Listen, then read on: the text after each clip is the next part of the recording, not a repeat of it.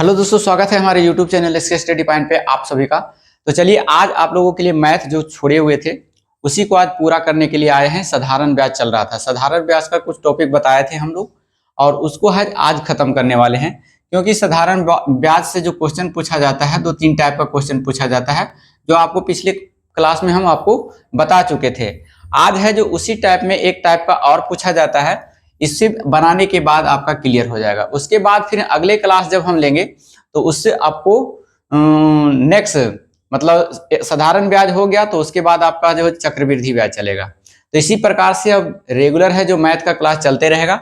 आप अगर बिहार एसएससी की तैयारी करते हैं या फिर रेलवे की तैयारी करते हैं तो उसमें आपको बेनिफिट होने वाला है। तो हमारे साथ जुड़ जाए और इसे देखें और जैसा आपको महसूस लगे, हमारे कमेंट बॉक्स आपके लिए खाली है, जरूर सुझाव दें आपको किस टाइप का वीडियो चाहिए।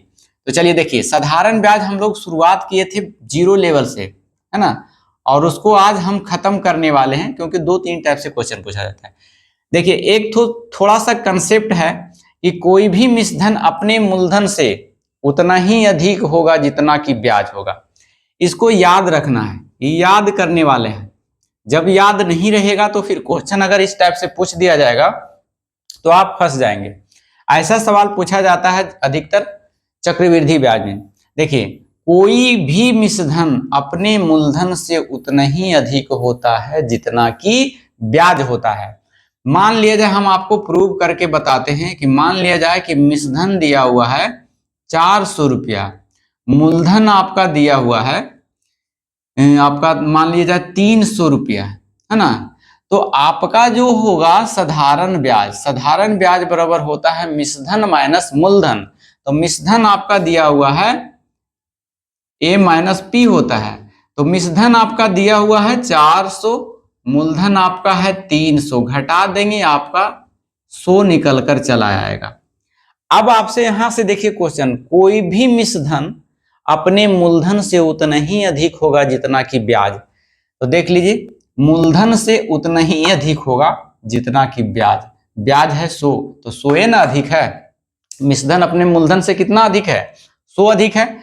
तो ये फॉर्मूला को आप याद रखिएगा, मतलब ये कंसेप्ट याद रखेंगे आप, आगे क्वेश्चन बनाने में आपको सहूलियत देगा। तो चलिए, आज आपको एक ही प्रकार के 4 टाइप का क्वेश्चन है, मतलब 4 क्वेश्चन दिया हुआ है जो एक ही टाइप का है और ऐसा पूछ लिया जाता है। थोड़ा सा सिर्फ कंसेप्ट लगाना है, ये अपने आप बन जाएगा। देखिए कितना आसान है।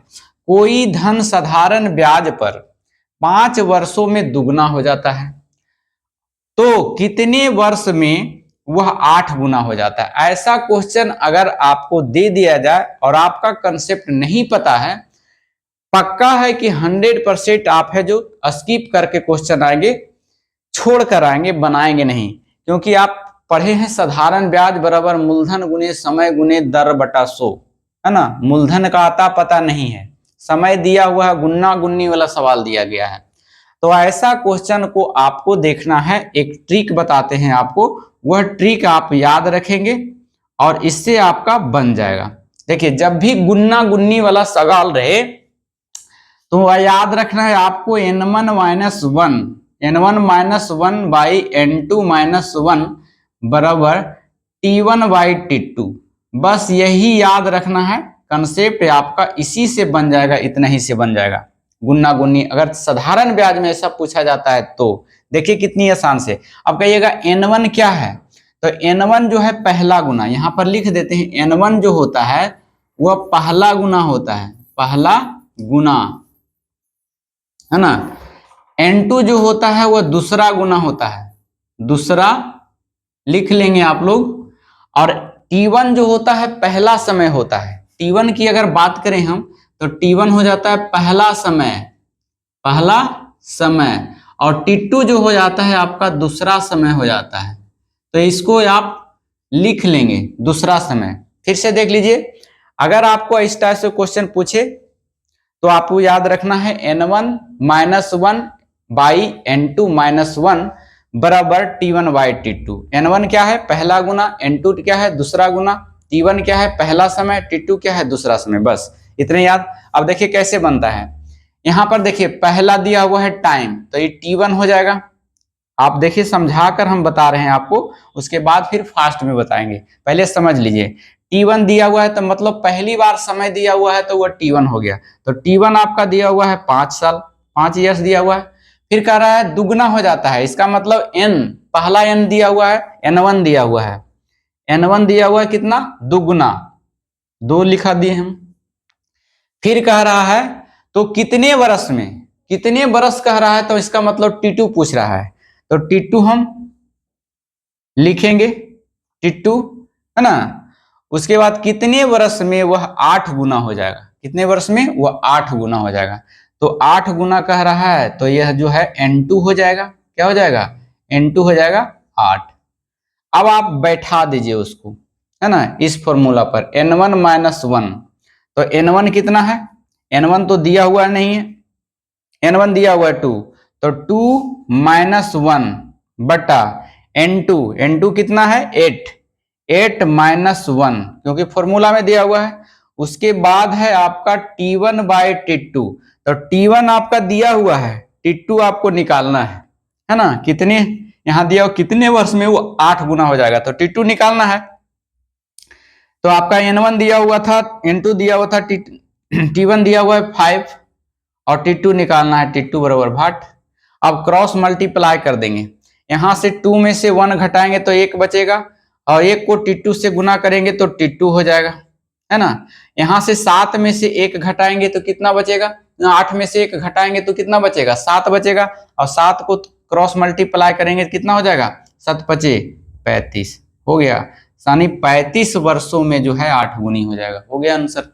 तो इस टाइप से आपका क्वेश्चन पूछा जाता है खास करके कॉम्पिटिटिव एग्जाम में, तो आपको इसे ध्यान में रखना है। तो इसको मिटाते हैं, आप लोग शॉर्ट स्क्रीन लेकर के इसको लिख सकते हैं।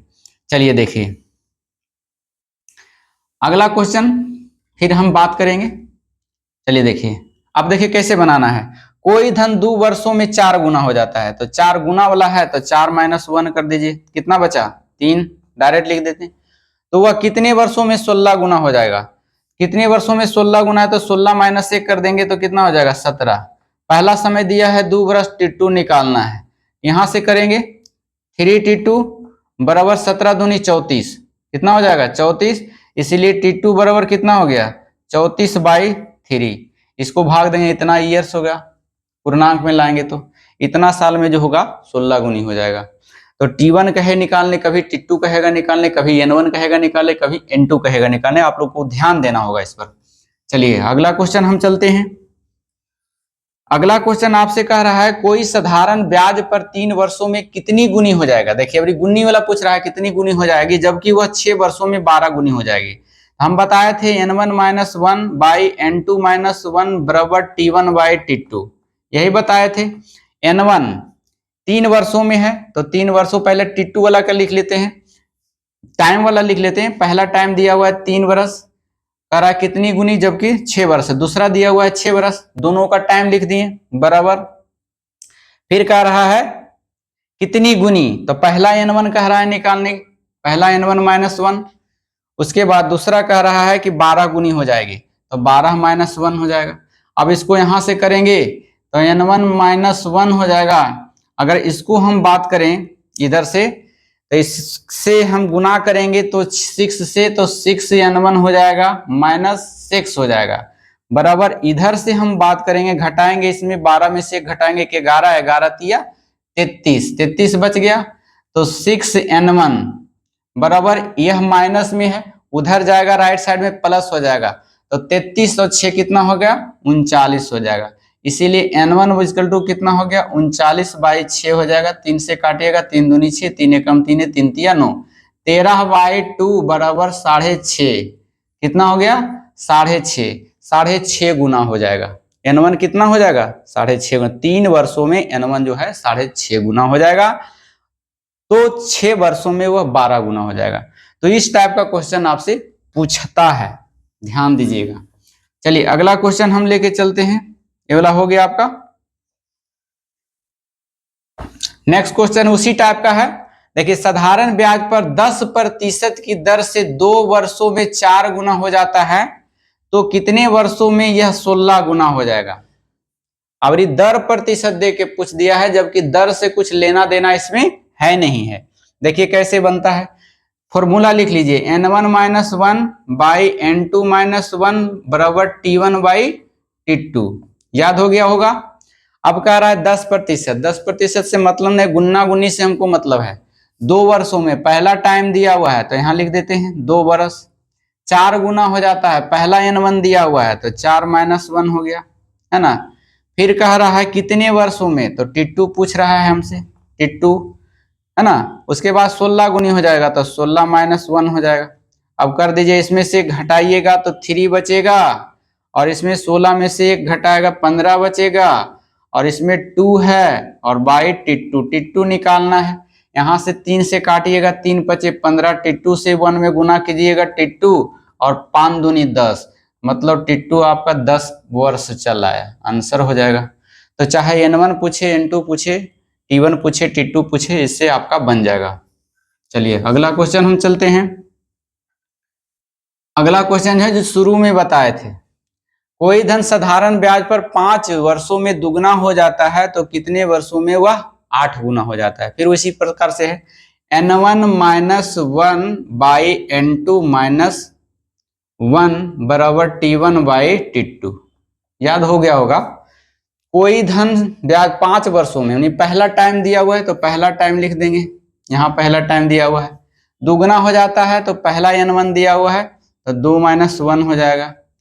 फिर कह रहा है कितने वर्षों में, मतलब टिट्टू पूछ रहा है। 8 गुनी हो जाएगा तो 8 माइनस 1 हो जाएगा, ठीक है ना। बराबर कर देंगे, इसमें से घटाएंगे तो 1 बचेगा, और 8 में से घटाएंगे 7 बचेगा, और 5 बाई टिट्टू है, टिट्टू निकालना है, क्रॉस मल्टीप्लाई करेंगे तो टिट्टू से करेंगे तो टिट्टू इजकल टू 7 पचे 35। 35 वर्ष में जो है वह 8 गुना हो जाएगा। तो इस टाइप का क्वेश्चन आपका साधारण ब्याज आज द एंड हो गया। कल जो आपका आएगा वो आएगा CI, कंपाउंड इंटरेस्ट, चक्रवृद्धि ब्याज। अगर हमारे चैनल पे आप नए हैं और हमारा वीडियो आपको बेहद अच्छा लगता है ना, सीखने को मिलता है, तो आप हमारे साथ जुड़ जाए और इसकी तैयारी करें। चाहे वह जनरल कंपटीशन की तैयारी कर रहे हैं आप लोग, या फिर टीचर की तैयारी कर रहे हैं जिसमें मैथ पूछा जाता है, तो यहाँ से आपको बहुत बेनिफिट होने वाला है। कंसेप्ट जबरदस्त देंगे, हमारे साथ जुड़ जाइए। तो चलिए फिर मिलते हैं अगले क्लास में। साधारण ब्याज खत्म होने के बाद हम, सिंपल इंटरेस्ट खत्म होने के बाद हम मतलब चक्रवृद्धि ब्याज में मिलते हैं। जब तक के लिए धन्यवाद। Thank you so much. Thank you for watching.